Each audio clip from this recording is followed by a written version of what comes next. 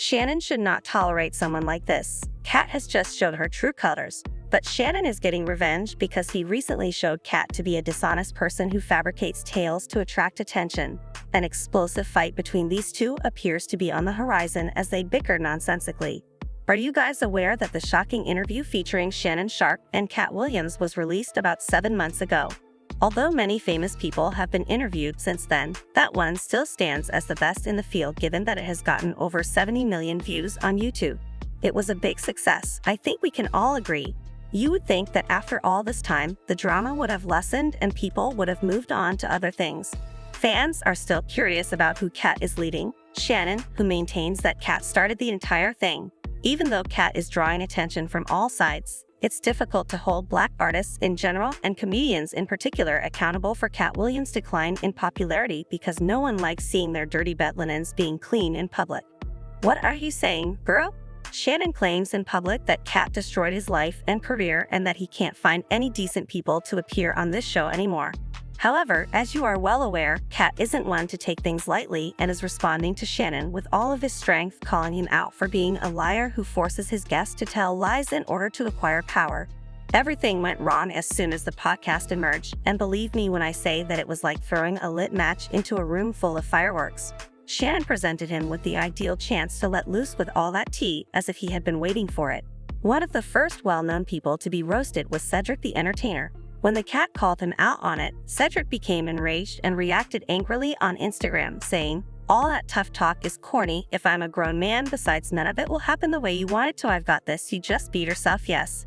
However, Cedric wasn't the only one making fun of the Katt. Ken and Hart also joined the chat and made fun of Katt on social media. Liars lie. And that's why I had to come on the program. Cedric did the same thing. Cedric told you when you asked him, did you steal Katt Williams' joke? Yeah. He said, it don't line up. How it don't line up that I did it on TV in 2018. You came to see me at the Comedy Store do it in 2019 and then did it on the Kings of Comedy. Like, what doesn't line up? This is a televised joke that Mark Curry helped me punch up and get to the level that is it really fair to hold Kevin at Club accountable?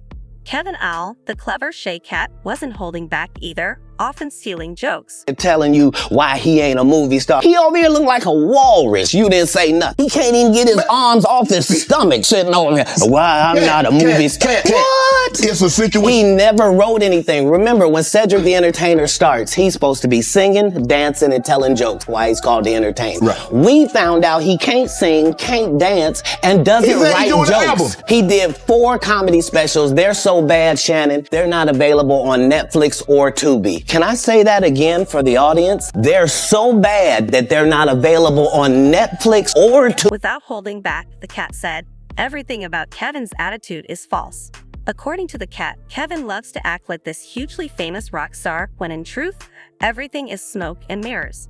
Katt added that, given their long-standing animosity toward one another, Kevin's success is really more of an illusion than a truth. Katt wasn't totally surprised by Kevin's criticism. It all started when he started openly lamenting how much the corporation detested and loathed him. He said that because the establishment didn't value his honesty, they had essentially blacklisted him for an unknown reason, which truly upset. Speaking on The Breakfast Club, Kevin Hart explained that his ban was due to his Katt's drug use and recalcitrant behavior rather than his views. Sharpe meant to get revenge on Kevin for what he had said when the Katt splattered tea on him on Club. But Kevin was having none of it and lashed out, calling the Katt a carnival clown. Years in Hollywood, no one in Hollywood has a memory of going to a sold-out Kevin Hart show. There being a line for him ever getting a standing ovation at any comedy club. He already had his deals when he got here. Have we heard of a comedian that came to LA and in his first year in LA, he had his own sitcom on network television and had his own movie called Soul Plane that he was leading? No, we've never heard of that before that person or since that person. What do you think a plant is? As I demonstrated, they experienced a significant amount of backlash following the interview, which had disastrous effects.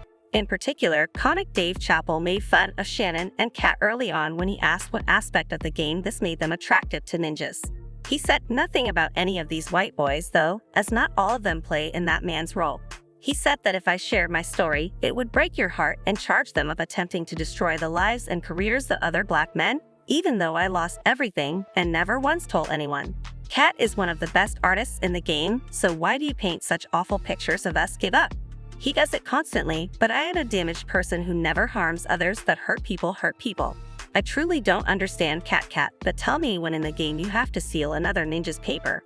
Rapper Mutt also got involved, accusing Shannon of having anti-black prejudice. He drew attention to Shannon's apparent change in attitude, pointing out that she stays silent when a white person approaches her but speaks up when discussing black issues. Arrive at the TDL High accused Shannon of being dishonest and of helping his guests spread false information and exaggerated tales about important persons in the industry.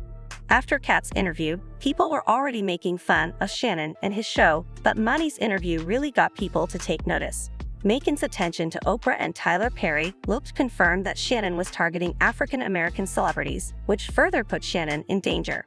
When I saw Monique, she was constantly on, just as Katt Williams and most of the celebrities, because Wendy Williams took a set of weights and stayed motionless.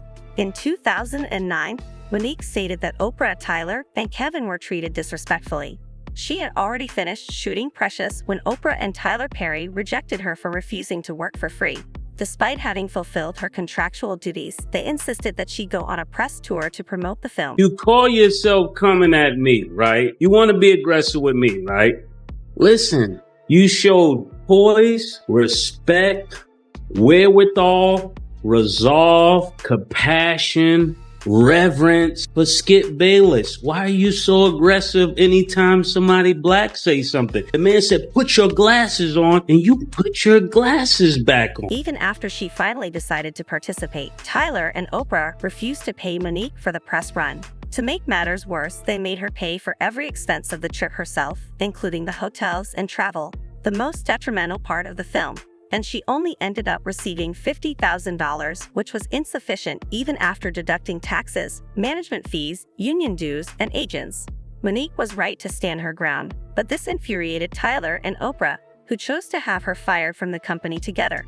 They gave Monique the cold shoulder, which harmed her career because as soon as they learned she wasn't following their rules, everyone turned against her. Cuts, she had less than $10,000 to pay someone that little and then expects him to cover press run costs out of pocket. Club Shay Shay is getting messier and messier. It's almost like Wendy Williams didn't go anywhere. She just got a weight set. And so Monique was on. Every time I see Monique these days, she's on doing some grease video with her and her daddy complaining about something or working out. I don't know nobody that work out that much and gain weight unless every crunch you do has got Katt in the front. But apparently she goes on Club Shay Shay and tells the story about how she came on my... No one was brave enough to touch her with a 10-foot pole, almost as if she had the plague. And trust me, being shunned is not something to giggle about. It has a domino effect when top players turn around, everyone else quickly follows suit. People were so nervous about Monique that they couldn't even consider interacting with her for fear of ending up on Tyler and Oprah's bad list. But according to Monique, Kevin Hart stood up for her and acted as though he was genuinely trying to be a good friend, showing her love and support during a trying time. As the source claims that Kevin attempted to settle the matter with Tyler Perry over the phone. However, he had a total breakdown during the conversation and chose to terminate Monique. Why? He was concerned that his connection with Tyler may suffer. As a result, he betrayed Monique out of fear, even though he understood deep down that she was right to stand up for herself. The hardest part was that he was unable to look her in the eye. Rather, he broke the awful news via his manager, who came across more as a cowardly emissary. He left Monique after she attempted to get in touch with him once more. However, it doesn't end there. Apart from her criticism of Tyler,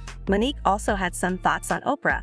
This is not surprising given Oprah's harsh remarks about Monique in the past, such as her claims that she was possessed by negative energy and that it is a rule that if you meet negative with negative, you will just have a combustible negative force of energy.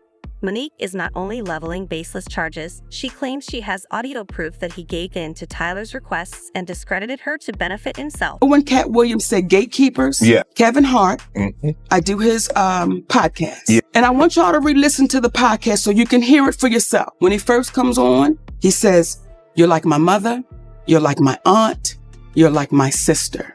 Okay? Then we do the podcast. We speak about the Tyler Perry situation. Oprah Winfrey, he said, "I don't really know Oprah, but I'm going to reach out to Tyler." I appreciate that. Kevin kept his word.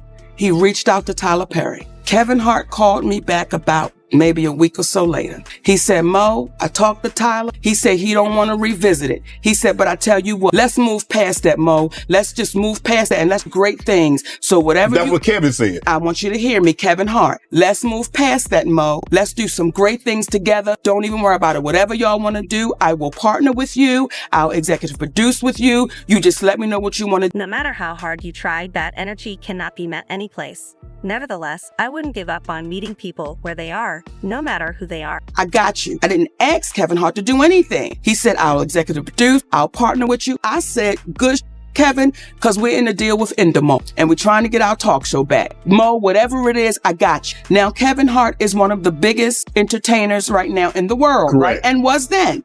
We got off the phone with Kevin Hart. We called Endemol immediately and said, Kevin Hart said, whatever we want to do, he got us. He's going to partner executive use. They was like, oh, this is incredible, because when you put Kevin Hart name on it, you already know what it is. Correct. 2 weeks go by. We get a call from Endemol. Endemol says, we just got a call from Kevin Hart's manager, Dave Becky. And Dave Becky said, Kevin doesn't want anything to do with Monique. So whatever she told y'all, he doesn't want to do anything with her, nothing. You know, he doesn't want any kind of relationship with Monique. So what changed between the 2 weeks and plus he gave you a check, you gave the money back, then said he would partner with you, executive produce, whatever you need, Mo, hey, we got you. So what transpired, or what do you think transpired between then, that two week? Well, soon as we got off the phone and they told us what Kevin manager David Becky said, I called Kevin Hart immediately. I said, hey, baby, we just got off the phone with Endemol, and they said Dave Becky called them up and said, you don't want anything to do with me. He said, Mo, that's a miscommunication. I can tell you right now. I said, wait a minute. Are you okay though with this white man calling them up? Getting in between our relationship after something you said? He said, Mo, that's a miscommunication and we're going to talk Tuesday. Don't worry about it. I'm telling you right now, it's a miscommunication. That was 2 years ago. If you talk to him, I talk to him. I've never talked back to Kevin. Following Monty's interview, people's views of Katt changed, and now Shannon is blaming Katt for the embarrassing interview. According to Shannon, Katt was the mastermind behind everything, crafting the conversation and pulling all the strings. Before the interview, Katt had gotten a ton of hate mail from people who thought he was the troublemaker and called him a bigot.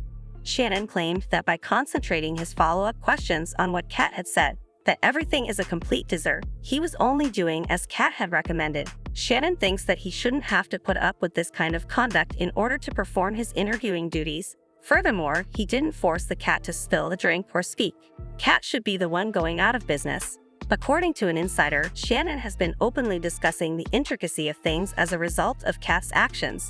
He feels that this has negatively impacted the public's view of the program, with many now seeing it more as a first than as a respectable platform. These things, I didn't ask you for that. So everything that baby was saying sitting here, everything he was saying was on the up and up, because when you hear people say, get the anger out your heart. Oh man, no one's saying he's lying. No one ever said I was lying. It's so easy to discount and devalue because of what we look like. Right. However, when it comes to Tyler Perry, I will not allow you to discount or devalue, because that is your voice on that. Shannon is attempting to claim that Katt might not have been telling the truth about what he said on the show, but he made a point of distancing himself by saying that Katt had assured him the information he planned to provide on the podcast was correct.